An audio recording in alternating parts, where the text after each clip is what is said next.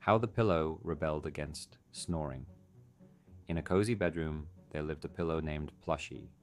She was soft, fluffy, and endlessly patient. Every night, her owner would lay his head on her and start snoring. Snore, frrr, echoed through the room each night. Plushy tried to endure it, but one day she couldn't take it anymore. That's it, she fumed. Why should I put up with this every night? I'm leaving. She waited until her owner rolled over, then carefully slid off the bed and made her way to the door. Hey, where are you going? Asked the mattress. I'm leaving this snorer behind, declared Plushy. I want to find a place where silence and comfort are appreciated. Well, good luck with that, yawned the mattress. Plushy waddled into the hallway where she bumped into the broom. Pillow, why aren't you on the bed? The broom asked, puzzled. I'm leaving. I've had enough of the snoring, she explained. Wow, brave of you, said the broom. But you should know.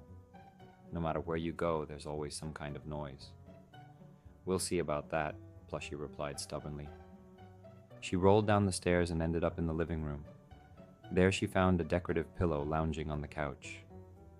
Hello, sister, said Plushy. I'm looking for a quiet place to live. Is it peaceful here? Peaceful? Scoffed the decorative pillow. Are you joking? Kids are always jumping on us and leaving crumbs everywhere. Well, that won't do. Plushy sighed and moved on. In the kitchen, she found a towel drying on the radiator. Towel, do you know a quiet place? Plushy asked. Quiet? Try the pantry. No snoring there, just jars sitting around, the towel suggested. Plushy made her way to the pantry. It was dark, quiet, and unbearably dull. No, this isn't for me, Plushy decided and headed back to the bedroom.